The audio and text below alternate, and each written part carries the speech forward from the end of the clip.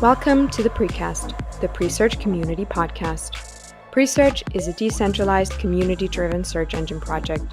Visit presearch.org and join the search revolution.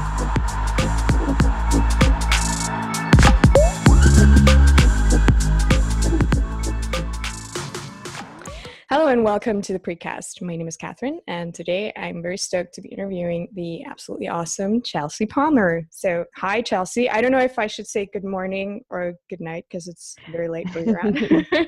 Yeah, almost 3 a.m., but I guess good morning would fit, and good morning to you. Wow. Okay, thank you. So yeah, Chelsea, much fun, such pleasure. Thank you to you and your sore throat, mind you, for joining us today. That's true dedication. I appreciate it. Thank you. Yeah. And I thought that for everyone who doesn't know you, I would like to introduce you a little bit. But I think you've done such a great job describing yourself that I couldn't top that. So I'm just going to quote you about you. So you say that, and I quote, you're a decentralist activist, a meme scholar, a pedagogical rapper, unquote. You also hashtag decentralize everything. And I quote again, your passions are education, activism, and forging interdisciplinary alliances. So that's an awesome description if I've ever heard one, right? So. Oh, well, thank you. Okay. So my first question will be another quote actually from your LinkedIn profile. And it's, I quote, I believe above all else that innovative design and implementation of technology can transform the world, unquote. So could you just elaborate a little bit on how exactly? And also that's like the second thing. I came across that term on your website, locking the web open. So I want to know what that means to you. Okay. Well, as far as transformative technology, and especially an eye towards innovative design in our technology, I really feel that cutting edge ways of looking at solving our more complex global problems, and especially problems around resource distribution, in places that are right now, places where they don't have access to blockchain apps, etc. The technology at its base level for health and medical well-being, and just the idea of, I think a good example is there was a TED Talk a while back about a group of students in India who, by approaching the problem of building an incubator for premature newborns in a totally different way so that you could flat ship light materials, they were able to cut down the costs to send these devices to Africa to 10% or something wild like that. And we consistently see technology being used to optimize and kind of revolutionize the way we've looked at a lot of problems of global well-being. So I really do think that kind of stepping back and pulling back the aperture when we're designing new tech systems, whether they be material hardware systems or software, blockchains, stuff like that, really kind of being MacGyver style creative, or following from the Urdu term jugad, which means frugal, innovative hack. We can kind of change the game for people globally. We can jump ahead of trying to play catch up on financial equity and just have populations kind of leapfrog the global north and the Western world. And locking the web open is a term I borrowed from Brewster Kahle from the Internet Archive. I believe he's the one who coined it for the first decentralized web summit in 2016. And it might have been Tim Berners-Lee weighing in on that, or Vint Cerf. The first decentralized web summit was basically many of the creators of the original World Wide Web, the HTTP protocol, etc., coming together with blockchain and decentralization people and saying, hey, we kind of naively assumed we wouldn't have to lock these technologies open, that they would just proceed from, you know, like the initial web came after the development throughout the 80s of open source software, etc., in such a way that it was small scale enough before it was discovered by big business that you just could assume all of your peers would behave by a set of norms you set out for sharing, for freedom, for openness. And so the original Decentralized Web Summit was kind of these giants of the industry coming to new projects and coming to this decentralization, what's now being called Web3 sort of thing, and saying, hey, definitely lock in the openness to these protocols, to your code itself. Make it so that it can't be compromised with the slippery slope of someone pays someone else off, etc. Like when it's no longer the founders in charge of projects, we need to make sure we've locked in those founding values. And we had actually Colin, the founder of Presearch, was at the second Decentralized Web Summit a few weeks ago that I had the pleasure of being a part of as well. And it was great to see. It was kind of a touching base on, okay, have we been locking the web open? And there were a lot of working code projects as well, whereas the first session in 2016 was very much ideation. I see. That's awesome. And yeah, Colin was there too. So I'm sure you had a great time there. Totally. I mean, first of all, I thought it's really fun that you're mentioning an Urdu word, because I have some friends who speak that language, and unfortunately, I would like to give a shout out in Urdu, but I can't really talk it, so I can't speak Urdu. So yeah, I'm sorry. Well, you pronounce it better than me, so you're already 10 steps ahead. Yeah, actually, I only I know like the words for hot and cold water. That's about all I can say. Oh, cool. So anyway, shout out to all our Urdu speaking and Pakistani friends out there. Yeah, and I now I actually get what you mean by locking the web open. So thanks for explaining.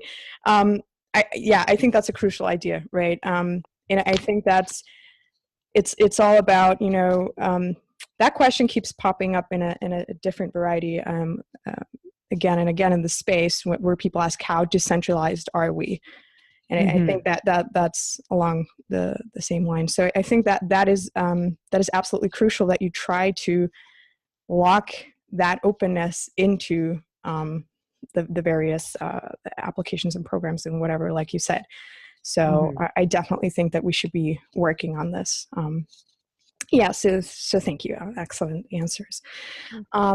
My second question is, what gets you most excited about the work you do? And of course, also please tell us a little bit about all the awesome things you actually do, like Decentrl and you know, all of that amazing stuff that you're working on. Awesome. Yeah, it's weird because most of the things I work on, like, I don't know, the first 10 years of my working life, I was like blue collar service industry stuff, which is very easy to separate from your identity, your social life. And it feels to me so, like sometimes I get confused about what is work, because much of my time is spent in kind of community settings. The hackerspace that I help organize at Dcntrl here in Vancouver, we aim to, it's a physical space, but we aim to have a community commons vibe, non-hierarchical, and moving more and more towards autonomous like organization structure. And yeah, when and I think a lot of people in the decentralized technology field, I've certainly had people share this sentiment with me, just that we become so obsessed with this, and it's so linked to our ethics, our philosophy, our personal beliefs, etc., that it is kind of like, well, what I do is work and what is my personal life. But I would say Decentrl got me into this field and got me into the work I'm doing. And I'm proud to say it's still around, kicking exactly the same as it's been for 4 years. I mean, it changes, but it has not become commercialized in any way. I like to believe that because it's a weird little basement with glowing lights in the sidewalk above, it's a bit messy and a bit wild. It's maintained its edge, and Vancouver as a city in general has really avoided a lot of the commercialization of blockchain that we see in, you know, cities like Silicon Valley, where all of the infrastructure was there for that anyways. It's okay, cool, let's put a blockchain on our app so that we can raise more money, etc. That's not always the case, but I know a lot of friends who are in major cities who are kind of struggling against that, against like getting through to investors, etc. That no, we've got an actual idea to solve a problem. We're not just trying to make a quick buck in the rush of all of the, you know, the gold rush of crypto. But Dcntrl is the root of my curriculum development, event design, etc. And that's what most things I occupy my time with revolve around. I think it's very important. It's crucial in my worldview that people's first experiences with cryptocurrency and with decentralized protocols should be as fun as I was lucky to have a couple of years back with the entry, both with Decentral and the Decentralized Dance Party, which really makes this just like the most super fun ever. The best way to get people to understand decentralization is to have like a happening magical party just arrive into their lives as they're walking down the street. So I think a lot of what we do in the, like, you know, in the free commons education space for decentralization is honestly like guerrilla PR and guerrilla marketing for the future of technology to get people excited about how much this budding field is focused on their rights as users, that this is taking back power from the, you know, the exact things that were commented on in the original Decentralized Web Summit, as I mentioned, you know, like the walling off of gardens of data and information and access by major corporations rather, the re-centralizing of everything. So as an educator and event designer, I try to make the sometimes really, you know, crypto economics is quite a complex meeting of many disciplines and fields about how humans behave, about how markets behave, about how we could design for better structural societies. And so making that all feel approachable and fun to newcomers from every background. And hopefully, I mean, long term for me, the main goal is crypto economics and game theory can be explained to someone of any age. And if you can't explain your concept, if you can't do a TLDR or explain like I'm 5 on your concept, then your concept isn't polished enough yet. Like if you're working on a project or something and you can't make a summary of it that's understandable to everyone, then you need to kind of go back to work on, well, what problem am I solving? Because really, I think all of this can be translated into the human side. So basically, yeah, I do a lot of different education stuff. Most recently, we did, I think the biggest thing I've ever done in my life was DogeCon Vancouver a few months ago. And we did that with a core team of 4. We did a 4-day event, about 200 people. And to me, the most rewarding outcome from that was people coming up and saying that this was the best time they had had in a long time, that it made them believe in decentralization again, and it made them believe that this field isn't just about grabbing a quick buck. So I'd say to me, at the end of the day, most of the work I do, like the passion that draws me is making new converts who will then, you know, carry the torch forward. And mainly it's less even a linear progression of innovation as training up a big group of allies where we can all kind of pass the torch to each other when we get burned out or tired. Because the business exploitative side of it, Wall Street coming into blockchain and wanting to disintermediate our disintermediation, is never going away, and it's really emotionally exhausting. So I feel like training up people from all sorts of backgrounds to get in here and fight for a more equal future with us, like that's what most of my weird, diffuse, and often short-term or pop-up activities all center around. That's great. Sorry. Yeah, I absolutely agree with everything you said, right? And I think, as you've mentioned, it's so important to not forget about the human factor in all of this, right? Because you can have the best tech ever, totally bulletproof technology, but still, if you're having issues with governance, issues with people just being greedy, you're not going to get anywhere, right? Because we're not completely ruled by AI, right? Tech alone is not enough. We need to educate people. We need to have, I think, a common vision of how to. I mean, I know that sounds cheesy, but how to make the world a better place, basically. So I think you're doing a great job at this. So kudos to you. Okay, my next question is about your master thesis. What can you tell us about power in the information age? I love that title. Thank you very much. Yeah, I am a critical theory nerd, so I rooted my master's thesis, which is on my website, stuckincyber.space, which is the first portion of the thesis title as well.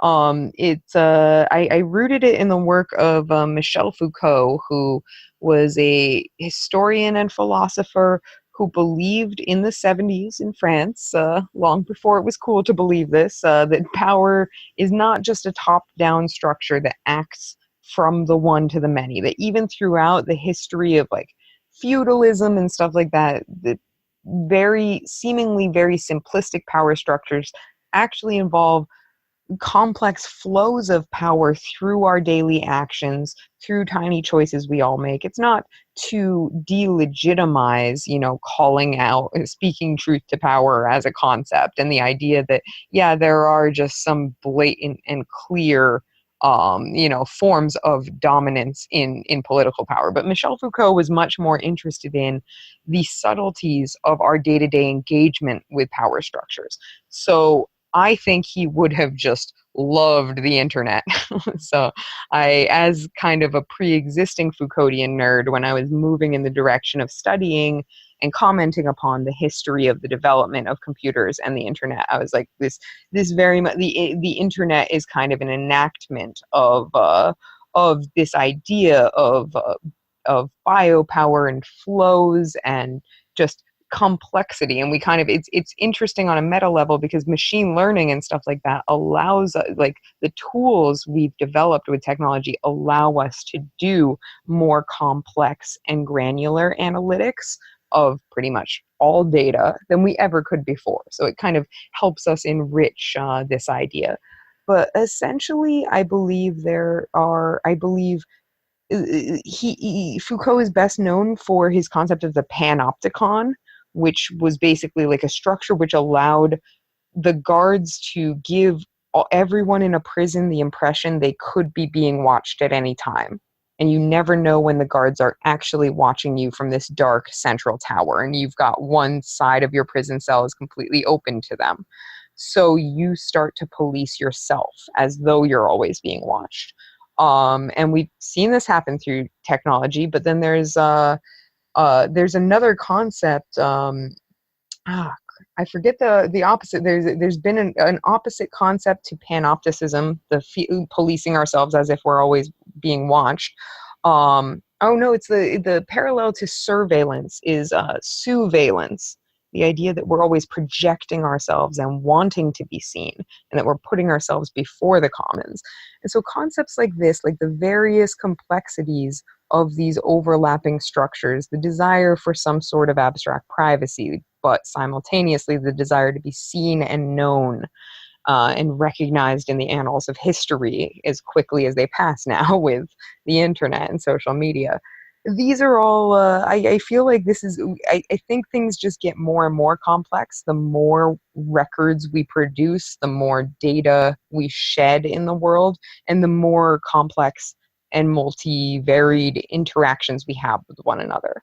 So essentially, I feel like there's a lot of room for liberation in there. And the essays that I wrote for my thesis, like I commented on, it was 2015, so it wasn't that far after the Arab Spring Revolution and stuff like that. And so I was really thinking about places for potential resistance, but also looking at how there's resistance going on all the time that we're not necessarily recognizing as such. So we have a lot more power than we think we do on some playing fields. Yeah, I totally agree. We do. We just need to realize that. So excellent comment, Chelsea. Yeah, shout out to Foucault. I mean, seriously, if you're interested in this, I mean, check out his book Discipline and Punish. It's amazing. I mean, it's a tough read, I guess, if you're not used to it, but it's really worth it. And it's so amazing that, like you said, I mean, it was written in like the 70s or something, but like when you talk about, you know, this self-surveillance, basically, like first thing that comes to my mind is like Instagram, Snapchat, Facebook, right? Like we're exposing ourselves, and we do it, you know, without being, you know, forced to do that. And I think that's even sometimes more dangerous in this kind of pseudo freedom that we live in a way, you know. I mean, because we're not completely free. We do have pressure from society and from, you know, what you're supposed to look like, what your life is supposed to be like, and to show that off, you know what I mean? So yeah, I think that you have a really good point there. So yeah, everybody go read up on some Foucault. Yeah, so that's definitely a very, very interesting topic, and I think we could go on about this for like another hour, but unfortunately we don't have the time to do that. So yeah, let's maybe move on to the next question. Sure. Which is totally different, but I think very important topic as well. And it's, can you tell us, have you ever had any gender-related issues in this, you know, after all, pretty male-dominated space, so crypto and coding space? And if so, what advice could you give us on how to maybe change that or address that? And maybe also a little bit about how you like first got into this space in the first place. Like, was that something that has always interested you? I mean, technology, or was that like a more recent development? Yeah, I'm actually, technology is a more recent direction for me to have gone in. I mean, like past 6-7 years or so, but basically I was passionate about education, freedom of information and stuff like that. That led me to really, I got radicalized into focusing in the tech industry when Aaron Swartz died, and just everything he stood for. I was like, okay, I'm realizing that I can have the most impact outside of the university and within the tech field and within instigating, hopefully, open access to education and information. And then I found my little tribe wandering into Dcntrl, actually, for a friend. My friend Blank Banshee was playing a DJ set there back in 2015. The first time I found that space and was finishing that master's degree, I was just like, whoa, if I start hanging out here, I will never finish this thesis. So I kind of bookmarked it, the whole blockchain thing, took a bunch of notes, and came back 6 months later. But I have found I've been lucky to have that community. And I have also found just I'm a somewhat culturally aberrant example, because I grew up right outside of New York City and I am in Western Canada.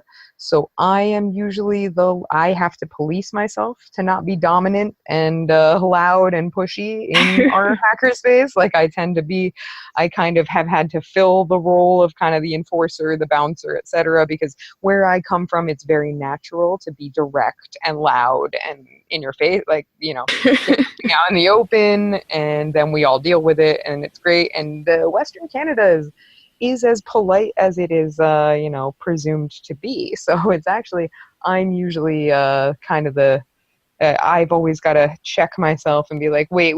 Like I've noticed before, like I'll be arguing with a stranger in the hacker space and I'll get passionate about the topic at hand and I see their face and I'm like, oh, I'm just passionate about this. I don't mean to present it as though I'm like I'm mad or something. So it is a very culturally different thing. So I guess if I were to be kind of cutesy about the whole thing, I'd say like female identified people who have encountered discouragement at, you know, entering the tech field should come to Vancouver and Western Canada, and probably Canada in general from what I've seen. Like, there seems to just be so much more of a cultural norm of communication that is more in line with female socialization, of like give other people their turn, etc. Because my understanding from a lot of female identified friends who have encouraged or have experienced rather discouragement in tech, it's because they can't deal with like the norms of a lot of the time in coding, especially. It's like everyone, you know, like everyone argues in the loudest voice, you know, seals the envelope or something like that. So there is a bit of, I tend to be more comfortable in male socialized environments. I actually, you know, like I'm gender queer, and I kind of, they just have always been more masculine in my approach to things. And I'm always, since I've been in crypto for a couple of years, it kills me. Like I'm always getting approached with women in blockchain stuff, and I'm like, I will happily pass this on to someone who like really feels female, but that's actually not. I wear a dress, so I totally get it, and I don't make much of a thing of it, but I don't identify as female personally.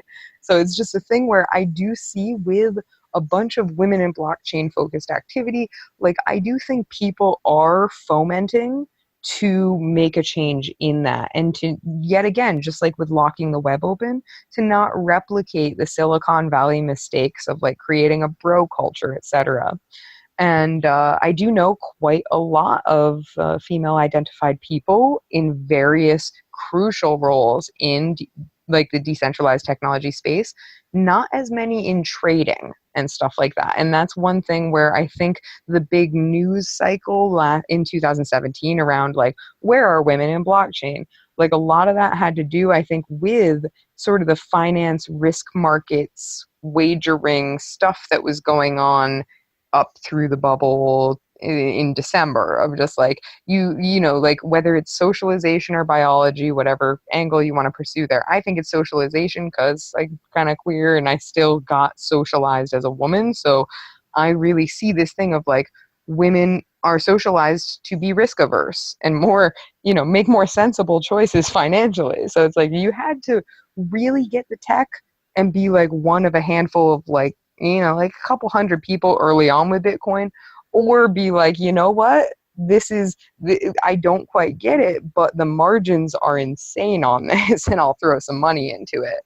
Now that we're getting to a place where crypto is normalized, I am hoping we're going to have a wave of just people from all backgrounds. And this is why we're really pushing for diversity of every stripe, is like if people from one or just a couple of demographics design tech and tools, they're going to fall flat in the real world. They're not going to serve the needs of the many. And like literally, it's just, even from a libertarian perspective, you're going to get poor product development because you're not going to foresee the actual needs of widespread, you know, masses of users. If it's just a bunch of, you know, really singularly minded nerds who are all speaking each other's language. So again, it comes back to the accessibility piece. I'm just hoping making things accessible and fun will just onboard a bunch of new types of people to crypto. Yeah.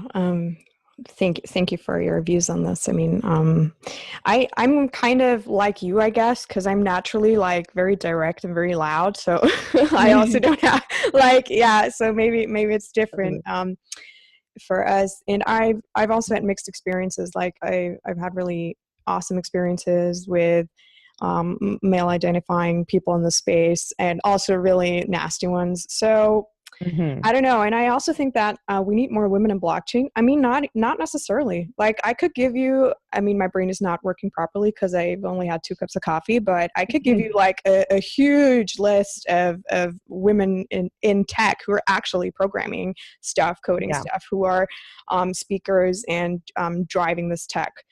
But what I think what we need more of is actually just female users, and traders, of course, as well, but also just female users, just your regular girlfriends sitting together and I don't know, drinking vodka martinis and discussing blockchain and discussing trading and and talking about what kinds of wallets they use. That's what I'm missing personally. I mean, that from my personal experience, and so I'm thinking about ways to improve this, but yeah, that's also another discussion. But yeah, I definitely want to talk more about this in the future. So yeah, but I'm happy that it seems like you've made positive experiences for the most part. That's great. That's great. Yeah. Okay, so my next question is about decentralization. So people very often talk about it, but we haven't heard too many people talk about what the world will actually look like if we become decentralized. So how will we benefit from this? How will things change? But also, what do you see as the biggest threats to the success of this movement? Okay, yeah. So I see an ideal future under decentralization as involving a huge amount of choice in our daily lives, not every day, something we choice around how our daily lives shape up. Now, one thing like I've seen personally is having too much choice moment to moment is actually paralyzing. But what I'm more talking about is affiliations and opt-in nodes of networks. What our communities already shape up to be organically, and we see this most fluidly in social groups. We just we lock into our groups. We join new groups based on, I started attending a meetup, or I started this new hobby. Now I've got this new set of friends. Now, what if we could have other elements of our lives like education and getting startups off the ground and things like that? What if we could opt in to different settings, different agreements, and different sets of resources for our various needs across many parts of our lives? And I mean, like healthcare, things like that. We have the beginnings of some models for this. But I think when we really get to a place where we have infrastructure in place so that we can easily enter and exit agreements, I think that's where like the ideal of like programmable smart contracts and stuff like that, hopefully ones that have accompanying human readable language and are really like, because otherwise if we just make really complex technology that we can't verify as end users is actually doing what it says it's doing, then we're just creating kind of like a tyrant king class of the programmers.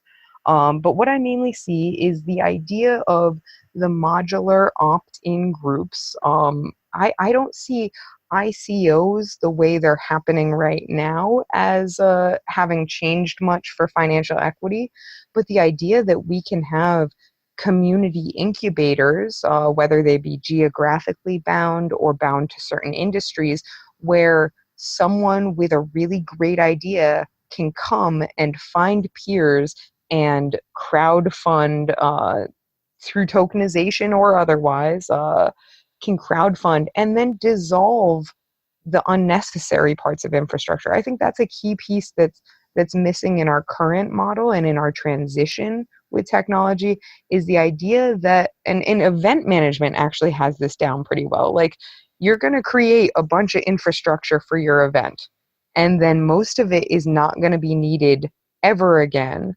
So there's some of it's not going to be needed ever again. Most of it's not going to be needed till the next instantiation, etc. So we basically need a way to create flexible, kind of living alliances where we can then put things into hibernation, and we can stop devoting our time and resources to them when they're unnecessary. So basically, and in the ideal long term, I don't have much faith in the nation state governments or whatever, but the ideal long term would be to have decentralization affect the way we advocate for ourselves as citizens, and for us to have many more options to opt in or out through voting on issues, not voting for representatives, etc.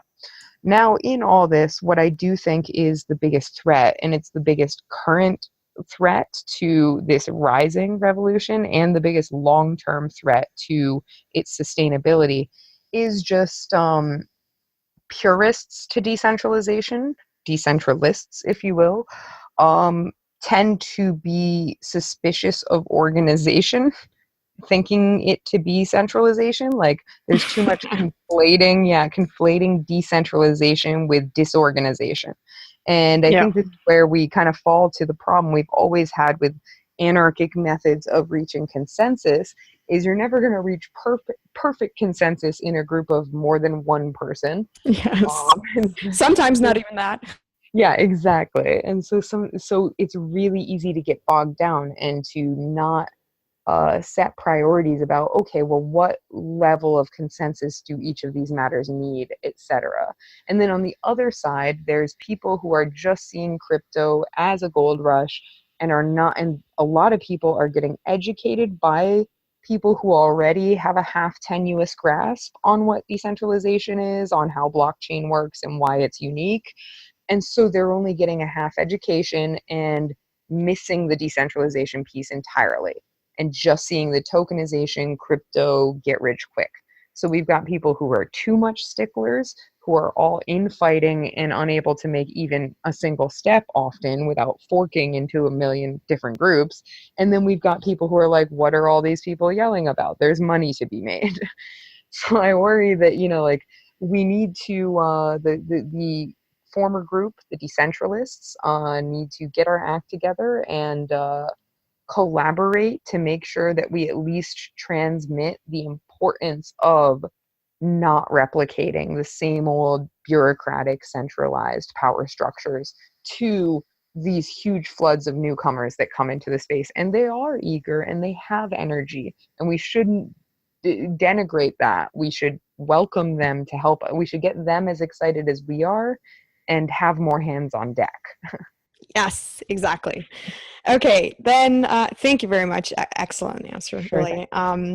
I just I need to wrap this up now, I think. But Yeah.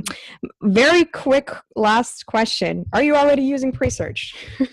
I have dabbled on Presearch, indeed. I am roped into an Android hellhole for my life. So I was most interested in the challenge to Google initially when I first heard about Presearch, because I'm like, I wrote an entire rap song about my ethical conflicts with Google and how much it owns my life. And I love the user-first perspective that has driven Presearch from the beginning. So I have dabbled, but I have not integrated deeply enough into my life. And I want to keep learning, honestly. I like that y'all are moving ahead with, sort of the usability, and I'm hoping, like, mainly I do all my searching from mobile. So I just need to bookmark, I think. But I honestly think this is one of the projects that is actually challenging, like an area where this is what most people use the internet for daily. And this is an area of internet use that is not, unlike YouTube streaming or something like that. It's something that like you don't even need a smartphone to be searching just for answers to your questions, etc. So I think this is one of the first big frontiers, and it's one that most people have been completely afraid to touch. So I have mad respect for the whole team. Thank you. Thank you so much, Chelsea. Yeah. Thank you for the mad respect. Such appreciate. Yeah, my Doge is really bad. So it's only like a second language or third language or whatever. So yeah. I just want to say thank you so much. I loved your answers. They're absolutely awesome. And thank you so much for taking the time and talking to us today.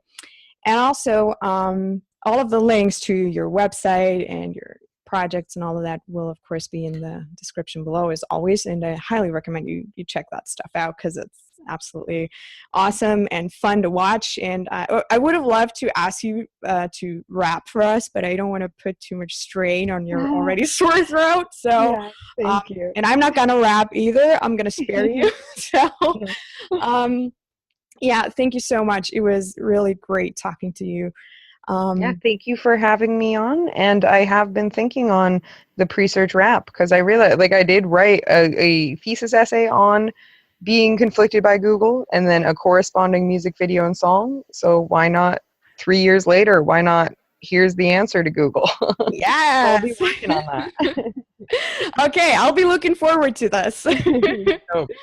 Okay, so maybe you'll hear the Presearch rap by Chelsea Palmer very soon on the airwaves. Let's hope so. I would really love that. So again, thank you. Thanks everyone for listening, and I'll see you next month. Bye, guys. If you liked this episode, then please subscribe. And if you want to stay updated on everything Presearch, be sure to follow our social media channels. The links are in the description.